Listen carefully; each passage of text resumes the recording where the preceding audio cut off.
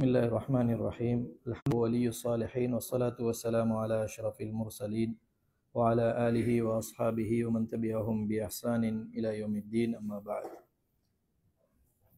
எல்லாம் வல்ல அல்லாஹு ஜல்ல ஷானஹு தஆலாவை போற்றி புகழ்ந்தவனாக, வார்த்தையில் உண்மையானது அல்லாஹுடைய வார்த்தை, நடைமுறையில் சிறந்தது நபிகள் நாயகம் ஸல்லல்லாஹு அலைஹி வஸல்லம் அவர்களுடைய நடைமுறை, விடயங்களில் மிக கெட்ட காரியம், மார்க்கத்திலே புதிதாக நுழைவிக்கப்பட்டவைகள், அவைகள் அனைத்தும் வழிகேடுகள் எல்லாம் நாளை மறுமை நாளில் நரகத்திற்கு செல்லும் என்ற நபிகளாருடைய கூற்றை நினைவுபடுத்தியவனாக, ஏக இறைவனுடைய சாந்தியும் சமாதானமும் உங்கள் அனைவர் மீதும் உண்டாகட்டுமாக. அஸ்ஸலாமு அலைக்கும் வரஹ்மத்துல்லாஹி வபரகாத்துஹு. கண்ணியத்துக்குரிய சகோதரர்களே, அல்லாஹுடைய நல்லடியார்களே, இன்றைய காலத்தில்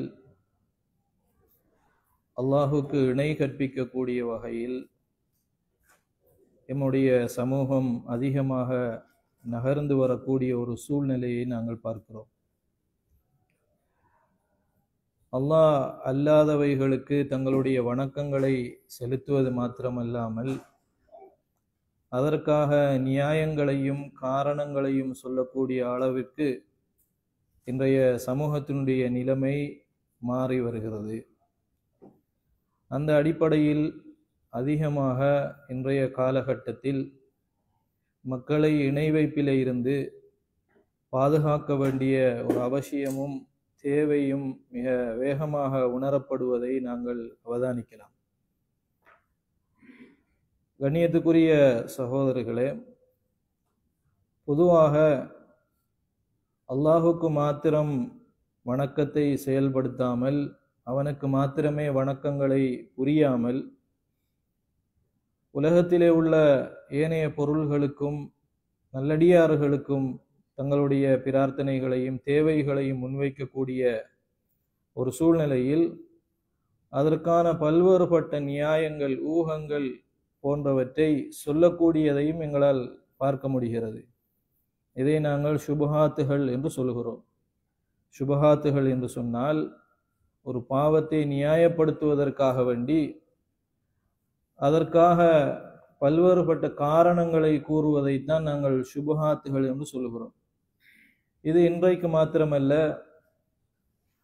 ஆதம் அலைஹிஸ்ஸலாத்து வஸ்ஸலாம் அவர்களுடைய காலம் முதல் இன்றைய நவீன காலம் வரை இந்த செயல்பாடு தொடர்ச்சியாகவே காலத்துக்கு காலம் ஒவ்வொரு வடிவங்களில், ஒவ்வொரு வாதங்களில், ஒவ்வொரு கருத்துக்களாக வெளிப்பட்டு கொண்டே இருக்கிறது. அப்படியான ஒரு நிலைமை தொடர்ந்து ஒவ்வொரு காலகட்டத்திலும் ஒவ்வொரு விதமாக சமூகத்திலே வந்து கொண்டுதான் இருக்கும். அந்த அடிப்படையில் அல்லாஹ் அல்லாதவர்களிடம், கபறுகளிடம் சென்று தங்களுடைய பிரார்த்தனைகளை முன்வைக்கக்கூடியவர்கள் என்ன சொல்கிறார்கள் என்று சொன்னால், அவர்கள் வைக்கக்கூடிய ஒரு விடயம், நாங்கள் நல்லடியார்களின் மூலம் அல்லாஹுவை நெருங்குகிறோம், அதுதான் எங்களுடைய நோக்கமாக இருக்கிறது. நாங்கள் நல்லடியார்களை வணங்கவில்லை, ஆனால் அவர்கள் மூலம் நாங்கள் அல்லாஹுவை நெருங்குகிறோம் என்கிற ஒரு வாதத்தை அவர்கள் முன்வைக்கிறார்கள். இது குறித்து அல்லாஹு ஜல்ல ஷானஹு தஆலா அல் குர்ஆனிலும் நபிகள் நாயகம் ஸல்லல்லாஹு அலைஹி வஸல்லம் அவர்கள் தங்களுடைய ஹதீஸிலும் எவ்வாறு இதை உணர்த்தியிருக்கிறார்கள் என்பதை நாங்கள் கற்றுக்கொள்வது இந்த இடத்தில் பொருத்தமாக இருக்கும் என்று நான் நினைக்கிறேன். கண்ணியத்திற்குரிய சகோதரர்களே, இதே ஒரு நிலைமைதான் நபிகள் நாயகம் ஸல்லல்லாஹு அலைஹி வஸல்லம் அவர்கள் வாழ்ந்து கொண்டிருக்கின்ற பொழுது மக்கத்து முஷ்ரிக்குகளினால் முன்வைக்கப்பட்டது. அவர்களும் என்ன சொன்னார்கள் என்றால், நாங்கள் நல்லடியார்களை வணங்கவில்லை, அவர்களை நாங்கள் ஒரு இடைத்தரகர்களாக எடுத்துக்கொள்கிறோம், எங்களை அவர்கள் அல்லாஹ்வின் பக்கம் நெருக்கி வைக்கிறார்கள் என்கிற அந்த அடிப்படையில் தான் அன்றைக்கு இருந்த முஷ்ரிக்குகளும் காணப்பட்டார்கள். இதே வாதத்தை தான் அவர்கள் எடுத்து வைத்தார்கள். அல்லாஹு ஜல்ல ஷானஹு தஆலா இதை பல விதங்களில் அல் குர்ஆனிலே சொல்லி காட்டுகிறான். அல்லாஹ் ஒரு இடத்தில் அல் குர்ஆனில் சொல்லுகின்ற பொழுது, وَيَعْبُدُونَ مِنْ دُونِ اللَّهِ مَا لَا يَضُرُّهُمْ وَلَا يَنْفَعُهُمْ. தங்களுக்கு எந்த நலவுமோ கெடுதியுமோ ஏற்படுத்த முடியாத அல்லாஹ் அல்லாதவர்களை அவர்கள் வணங்குகிறார்கள் என்று அல்லாஹு தஆலா அவர்களுடைய நிலைப்பாட்டை சொல்லிவிட்டு وَيَقُولُونَ هَؤُلَاءِ شُفَعَاؤُنَا عِندَ اللَّهِ, அவர்கள் சொல்வார்கள் இவர்கள் எங்களுடைய கடவுளர்கள் அல்ல, ஷுஃபஆஉனா இந்தல்லாஹ், அல்லாஹ்விடத்தில் எங்களுக்காக சிபாரிசு செய்யக்கூடியவர்கள் என்று அவர்கள் சொல்லுவார்கள் என்று அல்லாஹு ஜல்லஷானஹு தஆலா அல் குர்ஆனிலே சொல்கிறான். அப்படி என்றால் அவர்கள் அங்கு வணக்கமாக நிறைவேற்றியது எதுவென்றால் அல்லாஹுடைய பார்வையில் அவர்களை அல்லாஹ்விடத்தில் சிபாரிசு செய்வதற்காக இடையில் ஏற்படுத்தி கொண்டதைத்தான் அல்லாஹு ஜல்லஷானஹு தஆலா இந்த இடத்தில் வணக்கமாக சொல்கிறான். வயஅபுதூன மின் தூனில்லாஹி மா லா யதுர்ருஹும் வலா யன்ஃபஅஹும், எந்த தீங்குமோ எந்த நலவுமோ ஏற்படுத்த முடியாததை அவர்கள் வணங்கி கொண்டிருந்தார்கள். வயகூலூன ஹாஉலாஇ ஷுஃபஆஉனா இந்தல்லாஹ், அல்லாஹ்விடத்தில் இவர்கள் சிபாரிசு செய்கிறார்கள் என்று அவங்க நம்பியிருந்தார்கள் என்று அல்லாஹு தஆலா சொல்கிறான். அன்புள்ள சகோதரர்களே, பொதுவாக மனிதனை பொறுத்தவரையில் அவனிடத்தில் ஒரு சுயநலம் எப்பொழுதும் இருக்கும். ஹல்லு நசீபு கிடைத்து கொண்டே இருக்க வேண்டும் என்று அவன் ஆசைப்படுவான். அதனால் சில நல்ல காரியங்கள் நடப்பதற்கு தாமதிக்கின்ற நேரத்தில் இப்படியான நல்லவர்கள் என்று கருதக்கூடியவர்களிடத்திலே அவன் செல்கிறான்.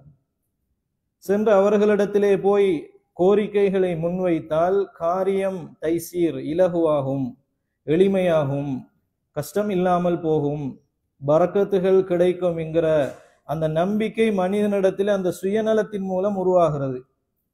அப்ப தேவைகள் வேகமாக நிறைவேறாத பொழுது மனிதர்கள் தேடிக்கொள்ளக்கூடிய வேறொரு வகையான ஒரு முறைதான் இந்த ஷஃபாஅத் என்று சொல்லப்படக்கூடிய ஒரு விஷயம், சிபாரிசு என்று சொல்லப்படக்கூடிய விடயம். அதை அந்த முஷ்ரிக்குகள் கையாண்டார்கள்.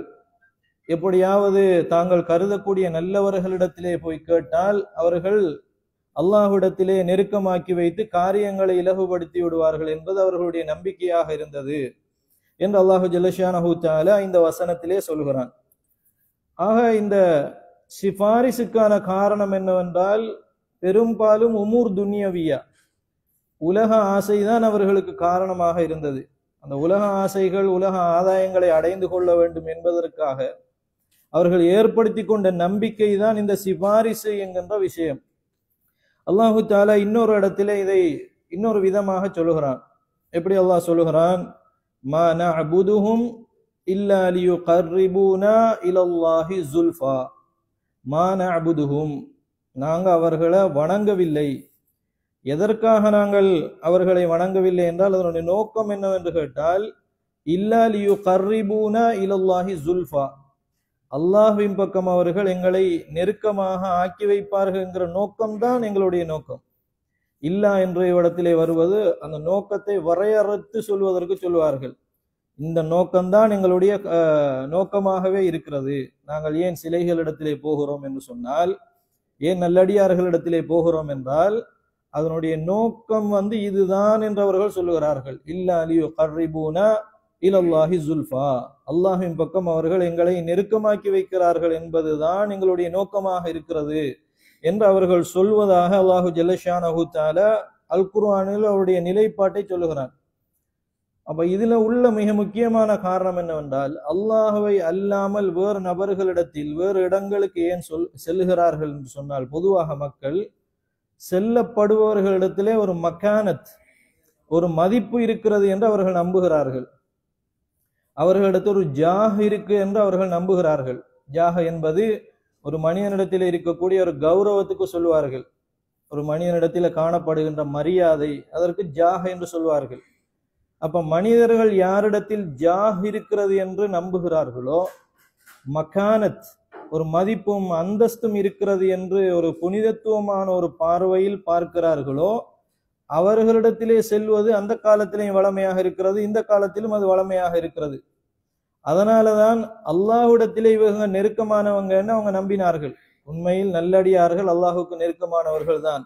நல்லடியார்கள் இறையச்சம் உள்ளவர்கள், அவர்கள் ஈமான்தாரிகள் என்று அல்லாஹு ஜல்லஷானஹு தஆலா அல் குர்ஆனிலே சொல்லுகிறான்.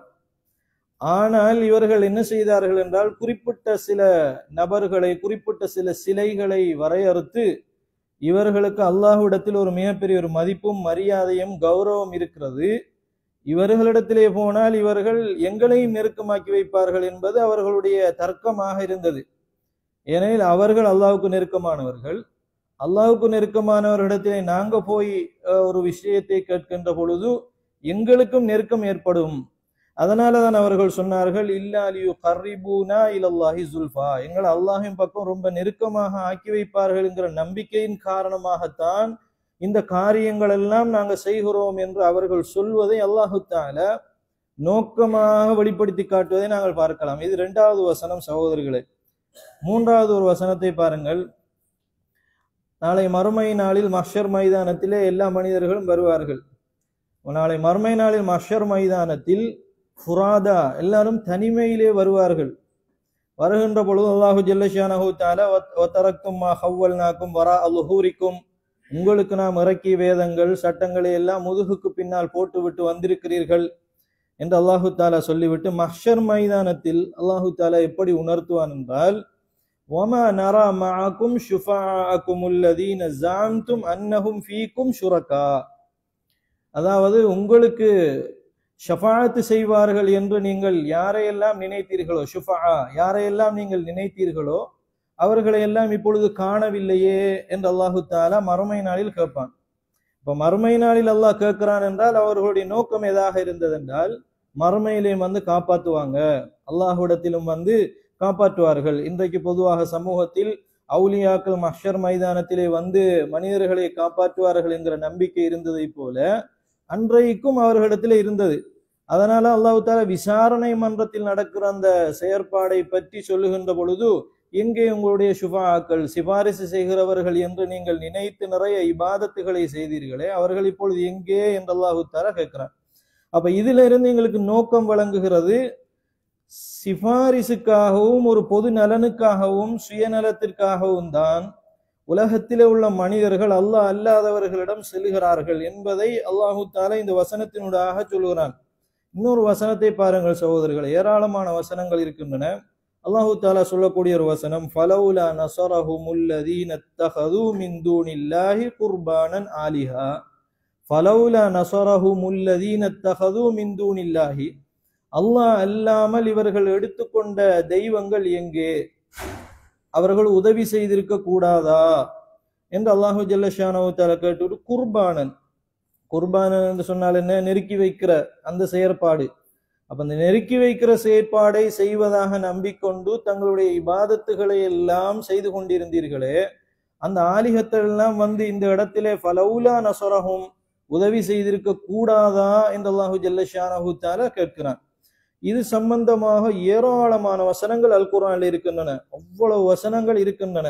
அல்லாஹு தஆலா அந்த எல்லா வசனங்களிலும் சொல்லுகிற காரணம் என்னவென்றால், இவங்க வந்து அல்லாஹ்விடத்தில் நெருக்கி வைக்கணும் என்பதற்காகவும் சிபாரிசுக்காகவும் தான் அவர்கள் செய்தார்கள். அதுதான் அவர்கள் செய்த மிகப்பெரிய ஷிர்கு என்று அல்லாஹு ஜல்லஷானஹு தஆலா சொல்வதை நாங்கள் பார்க்கலாம்.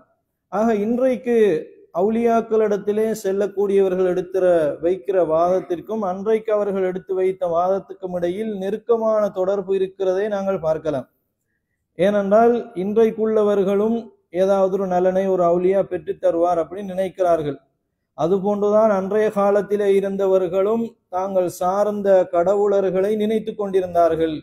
இதை அல்லாஹ் அப்படியே அல் குர்ஆனிலே சொல்லி காட்டுவதை, வடித்து காட்டுவதை எங்களால் அவதானிக்க முடிகிறது. அன்புள்ள சகோதரர்களே, மக்கத்து முஷ்ரிக்கள் எப்படி நெருங்கினார்கள் என்ற ஒரு கேள்வி வருகிறதா இல்லையா? இந்த தரகர்களிடத்தில் எப்படி நெருங்கினார்கள்? 2 வகையில் நெருங்கினார்கள். ஒன்று பிசு ஆலிஹிம், அவர்கள் நேரடியாக அவர்களிடத்திலே போய் தங்களுடைய கோரிக்கைகளை வைத்தார்கள். எங்களுடைய கஷ்டங்களை நீக்குங்கள், எங்களுடைய அபசகுணங்களை நீக்குங்கள் என்று நேரடியாகவே தங்களுடைய கோரிக்கைகளை முன்வைத்தார்கள். அதுபோன்று இன்றைக்கும் சமூகத்தில் உள்ளவர்கள் கபுருஸ்தானங்களுக்கு சென்று அதில் அடக்கப்பட்டிருக்கக்கூடியவரிடத்திலே நேரடியாகவே தங்களுடைய கோரிக்கைகளை முன்வைக்கிறார்கள். அதுபோன்று இது முதலாவது ஒரு வடிவம். இரண்டாவது ஒரு வடிவம் என்ன? பில் அமால், அமல்களை கொண்டு நெருங்கினார்கள். அறுத்து பலியிடுவது, தாங்கள் விரும்பக்கூடிய கடவுளர்களுக்கு என்று பிரத்தியமாக வைத்திருக்கக்கூடிய மிருகங்களை அறுத்து பிராணிகளை அறுப்பது, தவக்குள் வைப்பது, இப்படியா நிறைய செயற்பாடுகளை அமல்களின் மூலம் செய்தார்கள். அதே மாதிரி இன்றைக்கு சமூகத்தில் என்ன செய்கிறார்கள்? ஒரு குறிப்பிட்ட தினம் வந்துவிட்டால் அதில் ஒரு புனிதத்துவப்படுத்தி சாப்பாடு கொடுப்பது, அதெல்லாம் நமக்கு தெரிந்த விஷயம். அப்ப எப்படி அன்றைய காலத்தில் நேரடியாக அல்லாஹ்விடத்திலே கேட்பதற்கு பதிலாக தங்களுடைய இடைத்தரகரிடத்திலே கேட்டார்களோ அதே செயற்பாடு இப்பொழுதும் சமூகத்திலே நடக்கிறது. அன்றைக்கு எப்படி அமல்கள் மூலம், இபாதத்துகளின் மூலம் எப்படி நெருங்கினார்களோ அதே மாதிரி இன்றைக்கு சமூகத்திலே நெருங்குவதை நாங்கள் பார்க்கலாம். கண்ணியத்திற்குரிய சகோதரிகளே, அதனால அல்லாஹுவை நாங்கள் வணங்கவில்லை, அதாவது அவுலியாக்களை நாங்கள் வணங்கவில்லை, அல்லாஹுவை தான் வணங்குகிறோம் என்கிற வாதத்தை அல்லாஹு ஜல்லஷானஹு தஆலா இந்த வசனங்களின் ஊடாக நீக்குவதை நாங்கள் பார்க்க முடியும். கண்ணியத்திற்குரிய சகோதரர்களே, அன்றைக்கு இருந்த முஷ்ரிக்குகள் அல்லாஹுவை முழுமையாக நம்பியிருந்தார்கள். எப்படி இன்றைக்கு முஸ்லிம்களாக இருக்கக்கூடியவர்கள் அல்லாஹுவை முழுமையாக நம்பினார்களோ அதுபோன்றுதான் அன்றைக்கு இருந்த முஷ்ரிக்குகளும் அல்லாஹுவை முழுமையாக நம்பினார்கள். இதற்கு நாங்கள் பல காரணங்களை சொல்லலாம். உதாரணமாக ஒரு 5 அல்லது 6 காரணங்களை பாருங்கள். மக்கத்து முஷ்ரிக்குகள் தெளிவாகவே அல்லாஹுதான் கடவுள், தத்பீர் பண்ணுவது, அடக்கி ஆட்சி செய்வது, மனிதர்களை பாதுகாப்பது, இந்த உலகத்தை நிர்வகிப்பது, பிள்ளை பாக்கியத்தை கொடுப்பது எல்லாமே இறைவன் தான் என்றவர்கள் தெளிவாக நம்பியிருந்தார்கள். அல்லாஹ் அல் குர்ஆனில் அதிகமான இடங்களில் அதை சொல்கிறான். யார் இதை செய்தான், வானங்களை படைத்தவன் யார் என்று கேட்டால் அவர்கள் அல்லாஹ் என்று சொல்வார்கள். ஆறுகளை ஓடச் செய்தவன் யார் என்று கேட்டால் அவர்கள் அல்லாஹ் என்று சொல்வார்கள். யுதப்பிருல் கவுன், இந்த உலகத்தை நிர்வகிப்பவன் யார் என்று கேட்டால் அவர்கள் என்ன சொல்வார்கள்? அல்லாஹ் என்று சொல்வார்கள். அந்த நிர்வகிக்கிற ஆற்றலும் படைப்பு என்கிற விஷயத்தையும் ரப்பு என்பதை அவர்கள் யாருக்குமே விட்டு கொடுக்கவில்லை. நிறைய குர்ஆன் வசனங்கள் வருகின்றன, அவர்களிடத்திலே நீங்கள் கேட்டு பாருங்கள். ஃபஸயகூலூன், அவர்கள் சொல்வார்கள் அல்லாஹ் தான் படைக்கிறான் என்று சொல்வார்கள். அதுல எந்த மாற்று கருத்தும் அவர்களுக்கு இருக்கவில்லை. இன்னொரு கட்டத்தை பாருங்கள். 2வது காரணம், மக்கத்து முஷ்ரிக்குகள் கஷ்டமான நிலையில் யாரை அழைத்தார்கள்? மக்கத்து முஷ்ரிக்குகள் கஷ்டமான நிலையில் யாரை அழைத்தார்கள்? அல்லாஹுவை தான் அழைத்தார்கள். சாதாரணமான நிலைமையில் அவர்களுடைய கடவுளர்களிடத்திலே சென்று போய் தங்களுடைய கோரிக்கைகளை முன்வைத்தார்கள். ஆனால் அதே நேரத்தில் கஷ்டம் என்று வந்துவிட்டால், வைதா கஷியஹும் மௌஜுன் கல்லுலலி, பெரும் அலைகளிடத்திலே அவர்கள் மாட்டிக்கொள்வார்களே ஆக இருந்தால், தஅவுல்லாஹ முஹ்லிஸீன லஹுத்தீன, அவர்கள் அல்லாஹுக்கு என்று இஹ்லாஸாக அந்த பிரார்த்தனை அல்லாஹ்விடத்திலே மாத்திரம்தான் என்ன செய்வார்கள்? முன்வைப்பார்கள். அப்ப கஷ்டத்திலே அவர்கள் அல்லாஹுவை அழைக்கிறார்கள் என்று சொன்னால் அவர்கள் கஷ்டத்திலே இருந்து பாதுகாப்பவன் அல்லாஹ் என்று நம்பி இருந்தார்கள். கஷ்டத்திலே இருந்து பாதுகாப்பவன் யார்? அல்லாஹ் என்று நம்பி இருந்தார்கள். அந்த இக்ரார் அவர்களிடத்திலே இருந்ததனாலதான் கடலிலே போய் மாட்டிக்கொள்கின்ற பொழுது அவர்கள் அல்லாஹ்விடத்திலே கையேந்தினார்கள். இது 2வது காரணம். 3வது காரணத்தை பாருங்கள் சகோதரர்களே. அல்லாஹுவை தவிர கஷ்டமான நிலைமையில் யாராலும் காப்பாற்ற முடியாது என்றும் நம்பினார்கள். அழைத்தது மாத்திரமல்ல, அஜிஸ், ஏனைய கடவுளர்களுக்கு அல்லாஹுவை தவிர யாராலும் காப்பாற்ற முடியாது என்றும் நம்பினார்கள். இந்த வசனம் அதுக்கு சான்றாக இருக்கிறது. என முடியும் என்று இருந்தால் அவர்கள் யாரிடத்திலே கேட்டிருப்பார்கள்? யா ஹுபல் என்று அழைத்திருப்பார்கள், யா உஸ்ஸா என்று அழைத்திருப்பார்கள். அப்ப கஷ்டமான நிலைமையில் தாங்கள் கட்டி காக்கக்கூடிய பாதுகாக்கக்கூடிய கடவுளர்கள் பாதுகாப்பார்கள் என்ற நம்பிக்கை அவர்களிடத்தில் இருந்திருந்தால் கஷ்டத்திலும் அவர்கள் யாரை அழைத்திருக்க வேண்டும்? அந்த கடவுளர்களை அழைத்திருக்க வேண்டும். ஆனால் அவர்கள் அழைக்கவில்லை. அப்ப அது எங்களுக்கு எதை காட்டுகிறது என்றால், அஜிசுல் ஆலிஹா, அந்த கடவுளர்களால் முடியாது, அந்த இடத்தில் அல்லாஹ் மட்டும்தான் பாதுகாப்பான் என்கிற நம்பிக்கை அவர்களுக்கு இருந்தது. இது எத்தனாவது காரணம்? 3வது காரணம். 4வது ஒரு காரணத்தை பாருங்கள் சகோதரர்களே. அவர்களுடைய நிலைப்பாடாக உச்சபட்சமாக அவர்கள் நினைத்திருந்தது எது என்றால், இந்த ஆலிஹத்துகள், அது உஸ்ஸாகவா இருக்கலாம், ஹுபலாக இருக்கலாம், எதுவாக இருந்தாலும் ஒரு கட்டத்துக்கு மேலால், ஷஃபாத் என்கிற ஒரு விஷயத்துக்கு மேலால் எதுவும் செய்ய முடியாது என்பதுதான் அவர்களுடைய நம்பிக்கையாக இருந்தது. ஷஃபாத் செய்வார்கள் என்கிற நம்பிக்கையை தவிர வேறு அதை தாண்டிய ஒரு நம்பிக்கை அவர்களிடத்திலே இல்லாமல் இருந்தது. அதுதான் அவருடைய உச்சபட்சமான நம்பிக்கை. நிறைய குர்ஆன் வசனங்களை நாங்கள் பார்க்கலாம். இது 4வது ஒரு விஷயம். 5வது மிக முக்கியமான ஒரு விஷயம் இருக்கிற அவர்களுடைய நம்பிக்கையை பாருங்கள். கடவுளர்களும் அல்லாஹ்வுக்கு சொந்தமானவர்கள் என்றுதான் அவர்கள் நம்பியிருந்தார்கள். யாரிடத்துல போய் தங்களுடைய உதவிகளை கேட்கிறார்களோ அவர்களும் மம்லூக்கத்துன் லில்லா, அல்லாஹ்வுக்கு சொந்தமானவர்கள் என்றுதான் அவர்கள் நம்பியிருந்தார்கள். உதாரணமாக பாருங்கள், இப்னு அப்பாஸ் ரலியல்லாஹு அன்ஹு அவர்கள் அறிவிக்கக்கூடிய செய்தி, அல்லாஹ்வுடைய தூதர் ஸல்லல்லாஹு அலைஹி வஸல்லம் அவர்கள் முஷ்ரிக்கீன்களுடைய தல்பியாவை செவியுட்டார்கள். அதாவது முஷ்ரிக்குங்கள் அவங்களுக்கு என்ற ஒரு முறை, ஒரு தல்பியா இருக்குமே, அவர்கள் தங்களுடைய வளமையை சொல்லக்கூடிய தல்பியா. எப்படி அவர்கள் தல்பியா சொல்லுவார்கள்? லப்பைக லா ஷரீக லக் என்று ஆரம்பிப்பார்கள். லப்பைக லா ஷரீக லக், நாங்கள் சொல்வதை போலவே ஆரம்பிப்பார்கள். அப்பொழுது நபிகள் நாயகம் ஸல்லல்லாஹு அலைஹி வஸல்லம் அவர்கள் சொல்லுவார்கள், லப்பைக, இறைவா உன்னிடத்திலே வந்து விட்டேன். அவர்கள் சொல்லக்கூடிய வார்த்தை லா ஷரீக லக், உனக்கு இணையாக யாருமே இல்லை என்று அவர்கள் சொல்லுவார்கள். சொல்லும் பொழுது அல்லாஹ்வுடைய தூதர் ஸல்லல்லாஹு அலைஹி வஸல்லம் அவர்கள் என்ன சொல்வார்கள் என்றால், வைலக்கும் கது கது, வைலக்கும் கது கது என்று அல்லாஹ்வுடைய தூதர் சொல்வார்கள். வைலக்கும், உங்களுக்கு நாசம் உண்டாகட்டும், நாசம் உண்டாகட்டும். கது கது, கது என்றால் போதும் போதும், இதோடு நிறுத்தி கொள்ளுங்கள். வைலக்கும் அல்லாஹ்வுடைய தூதர் சொல்கிறார்கள். ஏனென்றால் அதற்கு அங்காலும் ஒரு வாசகத்தை அவர்கள் சேர்த்தார்கள். என்ன வாசகம்? இல்லா ஷரீக்கன், அல்லாஹ்வை தவிர இணை துணை யாரும் கிடையாது, அல்லாஹுக்காக என்று இன்னொரு ஒப்பாகக்கூடிய எந்த கடவுளர்களும் கிடையாது என்று சொல்லிவிட்டு இல்லா ஷரீக்கன், இன்னொரு இணை ஒன்று இருக்கிறது என்று சொல்லுவார்கள். இன்னொரு இணை ஒன்று இருக்கிறது என்று சொல்லிவிட்டு அதை எப்படி சொல்லுவார்கள் என்றால், தம்லிகுஹு, அந்த இணையும் உனக்குத்தான் சொந்தமானது என்று சொல்லுவார்கள். அன்புள்ள சகோதரர்களை, வமா மலக்க, யாரை கடவுளாக எடுத்துக்கொள்கிறார்களோ இறைவா அவர்களும் உனக்கு சொந்தமானவர்கள் என்று சொல்வார்கள். அப்ப யாரை கடவுளர்களாக எடுத்துக்கொண்டார்களோ அவர்களும் அல்லாஹ்வுக்குரியவர்கள் என்று நம்பி இருந்தார்கள். ஆனால் தங்களுடைய வணக்கங்களை யாருக்கு போய் செலுத்தினார்கள்? அவர்களுக்கு போய் செலுத்தினார்கள். அன்புள்ள சகோதரர்களை, அதனாலதான் எங்களுடைய தல்பியாவில் ஷிர்க் என்பது ஒழிக்கப்பட்டு முழுக்க முழுக்க அந்த தௌஹீத் என்கிற அந்த பிரகடனம் நம்முடைய தல்பியாவில் இருக்கிறது. அவர்களுடைய தல்பியாவில் ஒன்றை இணையாக எடுத்துக்கொள்வார்கள், எடுத்துக்கொண்டு அதுவும் அல்லாஹ்வுக்கு சொந்தமானது என்று சொல்கிறார்கள். அன்புள்ள சகோதரர்களை, அதனாலதான் அல்லாஹு ஜல்லஷானு தஆலா ஆறாவது ஒரு காரணமாக அல்லாஹு தாலா சொல்கிறான், இவர்களிடத்திலே ஈமானும் இருந்தது ஆனால் ஷிர்க் இருந்தது என்று அல்லாஹு தாலா சொல்கிறான்.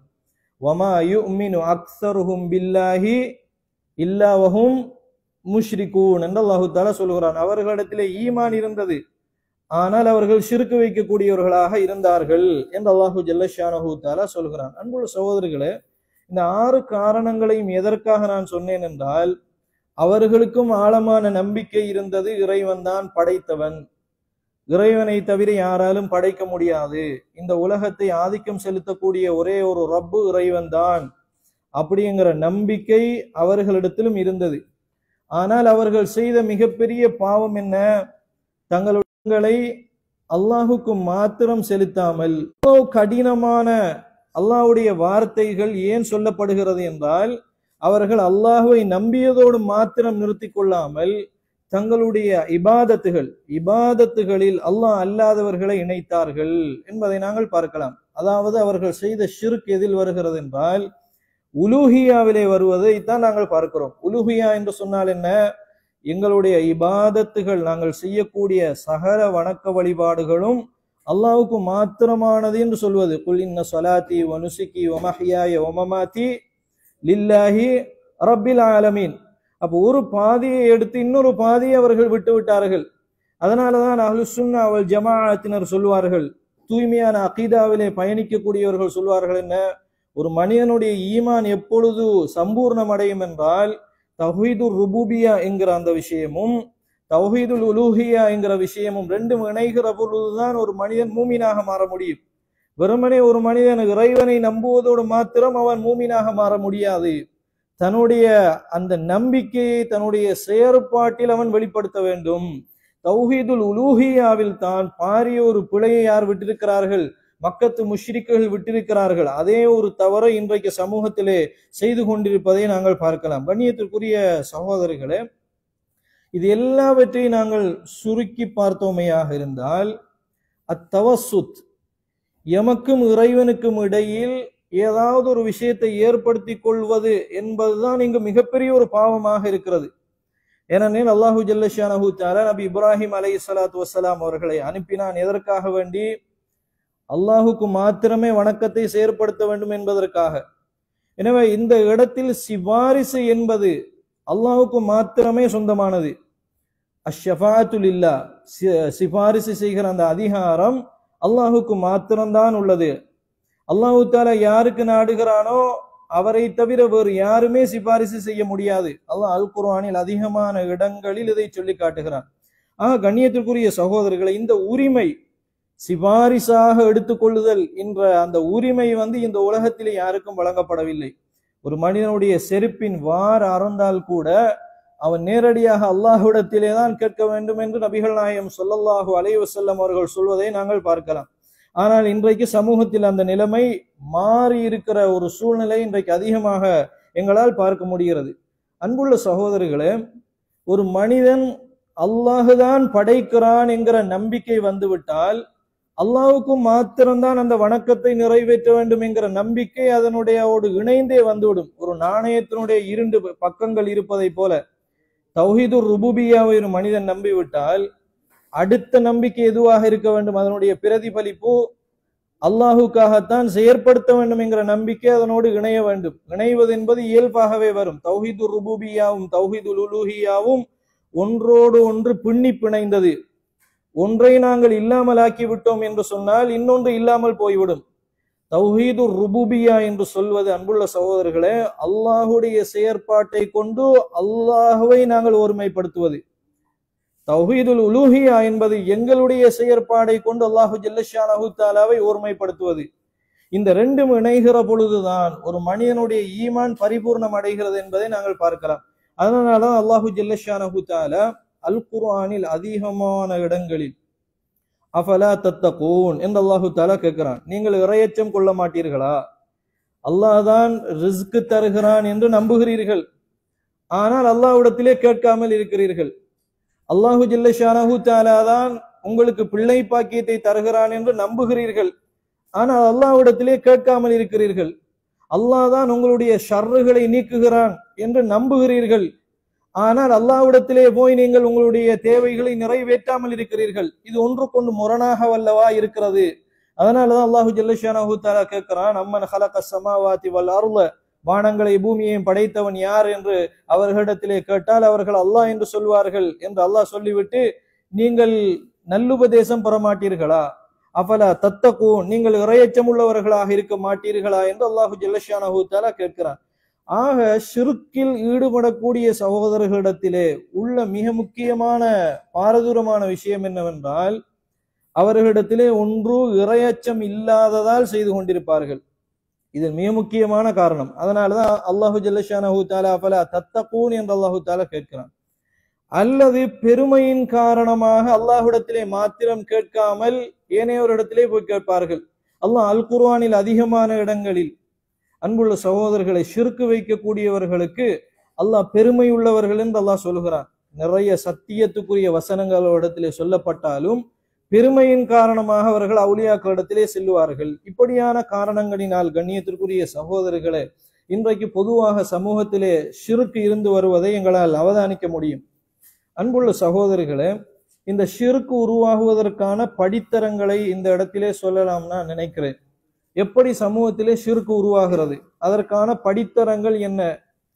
முதலாவது, எங்கிருந்து ஷிர்க் ஆரம்பிக்கிறது என்றால், ஒரு சாதாரணமாக உலகத்திலே ஏனைய மனிதர்களை போன்று படைக்கப்பட்ட ஒரு மனிதனிடத்தில் ஒரு நல்ல விஷயம் வெளிப்பட்டு விட்டால் அதுக்கு சலாஹ் என்று சொல்வார்கள். ஒரு மனிதனை நாங்கள் பார்க்கின்ற பொழுது அவர் நல்ல சீர்திருத்தவாதியாக இருக்கிறார், நல்ல சூரத்தாக இருக்கிறார், நல்ல கண்ணியவானாக இருக்கிறார், இறையச்சம் உள்ளவராக இருக்கிறார்.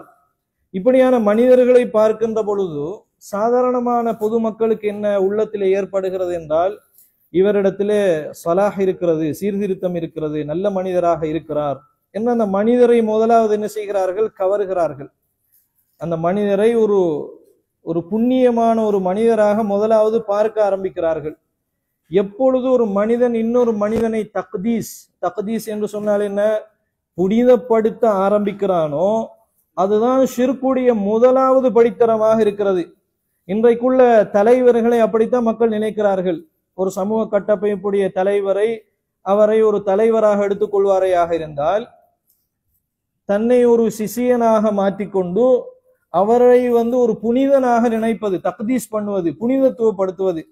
எப்பொழுது இன்னொரு மனிதனை நாங்கள் அளவுக்கு மீறி புனிதப்படுத்த ஆரம்பிக்கிறோமோ அந்த இடத்தில் ஷிர்கினுடைய முதலாவது வாயில் திறக்கப்படுகிறது. கண்ணியத்திற்குரிய சகோதரர்களே, இதுக்கு சொல்லுவார்கள், அதாவது நன்னடத்தையினுடைய வெளிப்பாட்டை பார்த்து இன்னொருவர் கவருவது. இன்றைக்கு பொதுவாக அதுதான் நடக்கிறது.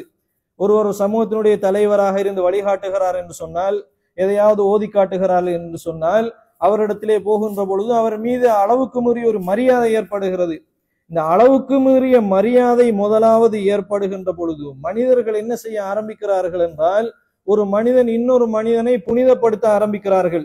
இது ஷிர்கினுடைய முதலாவது வாயில் திறவுபடுவதற்கான முதலாவது விஷயம். கண்ணியத்துக்குரிய சகோதரர்களே, இது திறவுபட்டு விட்டால் அடுத்ததாக என்ன நடக்கிறது? அவர் இருக்கக்கூடிய இடம் புனிதமானது என்று நம்புகிறார்கள். முதலாவது மனிதனிடத்தில் புனிதத்துவத்தை தேடுகிறார்கள். இரண்டாவது என்ன நடக்கிறது? அவர் சார்ந்த இடங்கள் புனிதமாக மாறுகிறது. அவர் உடுக்கக்கூடிய ஆடைகளை மனிதர்கள் புனிதமாக நினைக்கிறார்கள். அவர் குடித்துவிட்டு மிஞ்சிய அந்த பானத்தை மனிதர்கள் புனிதமாக நினைக்கிறார்கள். அவர் வசிக்கக்கூடிய அந்த இடங்களை மனிதர்கள் புனிதமாக நினைக்க ஆரம்பிக்கிறார்கள். இது ஷிர்கினுடைய இரண்டாவது வாசல் ஆரம்பிப்பதற்கான இடம். ஒருவரை புனிதப்படுத்துகின்ற பொழுது இரண்டாவது என்ன சம்பந்தப்படுகிறது என்றால், அவரோடு சம்பந்தப்படக்கூடிய அனைத்தும் புனிதம் என்று அங்கு மாறுகிறது. அன்புள்ள சகோதரிகளே, இது இரண்டாவது வாசல். மூன்றாவது வாசல் என்ன? ஒரு அவுலியாவாக கருதப்பட்ட ஒரு மனிதர் மரணித்து விடுகிறார் என்று வைத்துக் கொள்ளுங்கள். மரணிக்கின்ற பொழுது ஒரு இடத்தில் அவர் என்ன செய்யப்பட்டால், அடக்கம் செய்யப்பட்டால், இப்பொழுது அந்த புனிதம் அந்த கபருக்கு மாறுகிறது. அவரிலிருந்து அவரோடு தொடர்பட்ட இடங்களுக்கு மாறிய அந்த புனிதம் மூன்றாவது எந்த கட்டத்துக்கு வருகிறது? அவர் அடக்கப்பட்ட அந்த கபருக்கு வருகிறது. அதனாலதான் இன்றைக்கு சமூகத்திலே பரவலாக நாங்கள் பார்க்கலாம், அல்லாஹு தஆலா ஜல்ல ஷானஹு தஆலா பாதுகாக்க வேண்டும், கபறுகளை போய் தடவுவார்கள். அதுக்குரிய காரணம் என்னவென்றால், உள்ளே இருப்பவர்களுடைய அந்த புனிதம் அந்த கபருக்கு கடத்தப்படுவது போன்ற ஒரு உணர்வு, அந்த சைக்காலஜிக்கு அவர்கள் மாறிவிடுகிறார்கள். அந்த நிலைமை என்ன செய்கிறார்கள்? கபரை தடாவுவது, அதை தொட்டு கொஞ்சுவது, அதில் மூடப்பட்டிருக்கக்கூடிய சீலைகளை வைத்து பரக்கத் தேடுவது, இப்படி மூன்றாவது கட்டத்துக்கு மாறுவதை அன்புள்ள சகோதரனாக பார்க்கிறோம். இந்த மூன்றாவது கட்டம் இருக்கிறது, இது மிக ஆபத்தான ஒரு கட்டம். ஏனென்றால் இன்றைக்கு பொதுவாக அவுலியாக்களை நம்பக்கூடியவர்கள் அவுலியாக்களை அளவுக்கு மீறி நேசிக்கிறார்கள். அந்த நேசம் அவருடைய உள்ளத்தை குடிகொள்கிறது. அல்லாஹு தஆலா அதிகமான இடங்களில் சொல்கிறார். அதில் ஒரு விஷயம் தான் என்னது? யுஹிப்பூனஹும் கஹுப்பில்லா, அல்லாஹ்வை நேசிப்பதை போல அங்கு அடக்கப்பட்டிருக்கக்கூடியவர்களையும் அவர்கள் தரகர்களாக எடுத்துக் கொள்பவர்களையும் அவர்கள் நேசிக்கிறார்கள். அந்த நேசம் இருக்கிறதே சகோதரர்களே, அது ஆபத்தானது. எவ்வளவு சத்தியத்தை நீங்கள் சொன்னாலும் ஏற்றுக்கொள்ள விடாது. அந்த நேசம் அதிகரித்து விட்டால், அவரை ஒரு மகான் என்று நம்பிவிட்டால், அந்த இடமும் புனிதமாகிவிட்டால், நாலாவது ஒரு மிக பாரதூரமான ஒரு கட்டம் உருவாகிறது. என்ன பாரதூரமான கட்டம் என்றால், நாங்கள் செய்கிற தனிமையில் செய்கிற வணக்க வழிபாடுகள் இருக்கின்றனவே, இந்த தனிமையில் செய்கின்ற வணக்க வழிபாடுகளை வீட்டிலே செய்கிற சுன்னத்தான வணக்கங்கள் வீட்டிலே நாங்கள் செய்கிறோம். அல்லாஹ்வுடைய தூதர் சுன்னத்தான வணக்கங்களை வீட்டிலே செய்வதற்கு சிறப்பு சொல்லி இருக்கிறார்கள். அல்லாஹ்வுடைய தூதர் சுபஹுக்கு முன் சுன்னத்தை வீட்டிலே தொழுது விட்டு சொல்லுவார்கள்.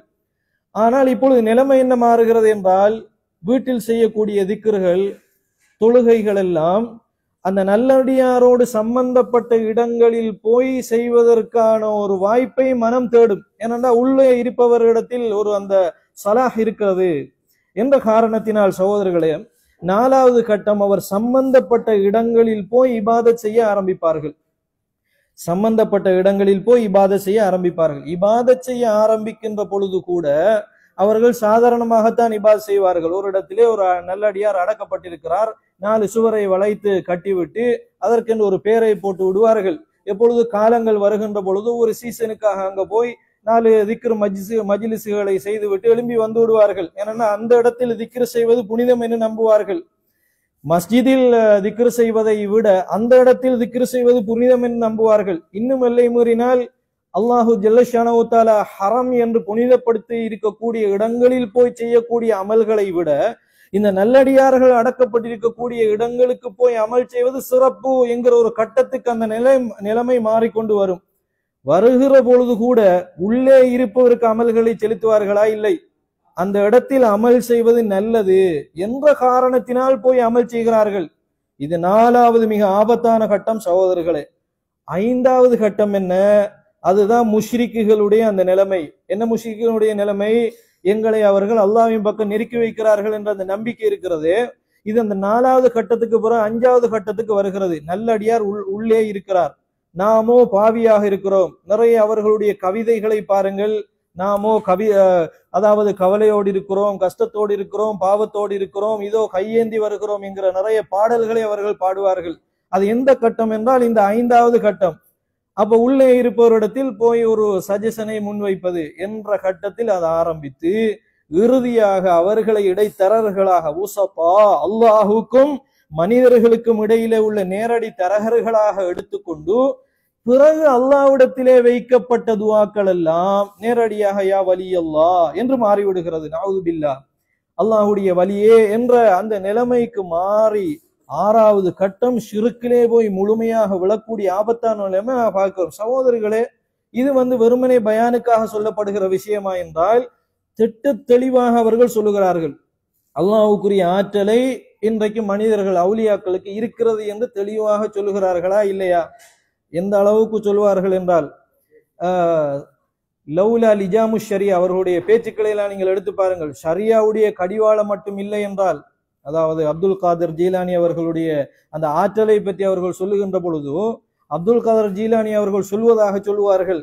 அதிகமாக நீங்கள் வலைத்தளங்களிலே பார்க்கலாம். லௌலா லிஜாமு ஷரியா, ஷரியாவுடைய கட்டுப்பாடு மட்டும் இல்லை என்றால் உங்களுடைய வீட்டுக்குள் உள்ளதையும் நான் சொல்லுவேன், உங்களுடைய வீட்டுக்குள் நீங்கள் எதையெல்லாம் செய்கிறீர்களோ அதையும் நான் அறிவிப்பேன் என்று அந்த ஆற்றல் கூட எனக்கு இருக்கிறது. ஆனா ஷரியாவுடைய ஒரு கட்டுப்பாடு இருப்பதனால என்னுடைய வாயை நான் அடக்கி கொண்டிருக்கிறேன், எல்லாம் எனக்கு தெரிகிறது என்று அவுலியாவுக்கு அந்த ஆற்றல் இருப்பதாக பொய்களை ஏற்படுத்தி இன்றைக்கு சொல்லுகிறார்களா இல்லையா?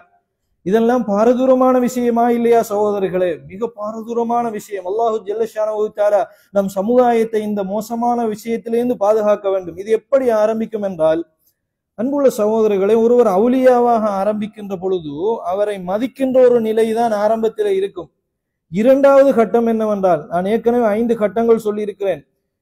இந்த அவுலியாவோடு சம்பந்தப்பட்டு வருகின்ற பொழுது 2வது கட்டம் என்னவென்றால், ஒரு புனிதமான மனிதர் என்று வந்துவிட்டு 2வது எப்படி வரும் என்றால், அவுலியாக்களை ஒரு வகையில் நபிமார்களோடு இணைக்கிற அளவுக்கு வரும்.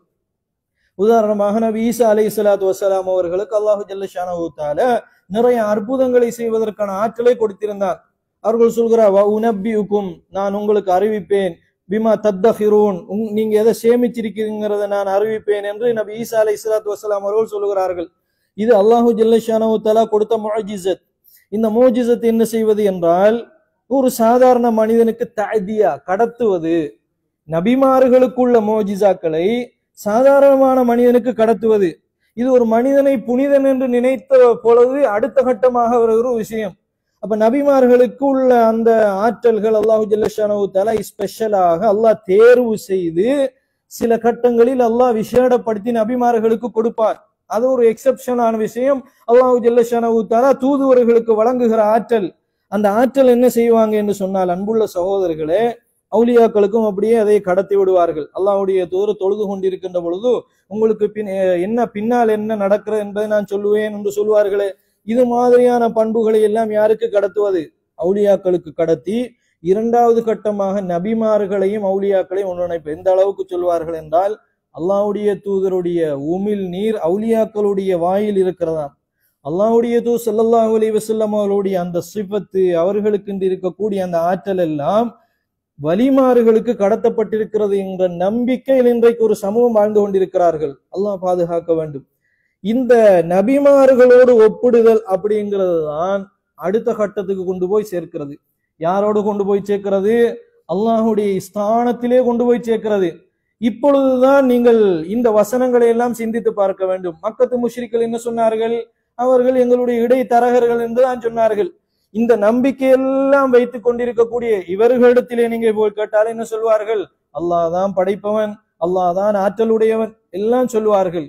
ஆனால் செயற்பாடுகள் அனைத்தும் மாற்றமாக இருப்பதை நாங்கள் பார்க்கலாம். கண்ணியத்திற்குரிய சகோதரர்களே, இந்த நிலைமை மாற வேண்டும். இன்றைக்கு பாடக்கூடிய மௌலிது மஜ்லிஸ்களில் பாடக்கூடிய பாடல்கள், இன்ஷா அல்லாஹ் இதையெல்லாம் ஒரு தலைப்பாக நாங்கள் மீண்டும் பேச வேண்டிய ஒரு காலகட்டத்துக்கு வந்திருக்கிறோம் சகோதரர்களே.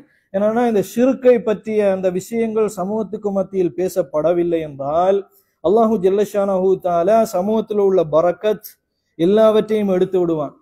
அனைத்து வகையான முசீபத்தும் ஒரு சமூகத்திடத்திலே வந்து சேர்ந்து விடும். இன்றைக்கு என்ன நிலைமையாகிவிட்டது என்றால், இன்றைக்கு வேண்டும் என்றே சில ஷிர்கான காரியங்களை உருவாக்கி செய்யக்கூடிய ஒரு பாரதூரமான ஒரு நிலைமைக்கு நாங்கள் வந்திருக்கிறோம்.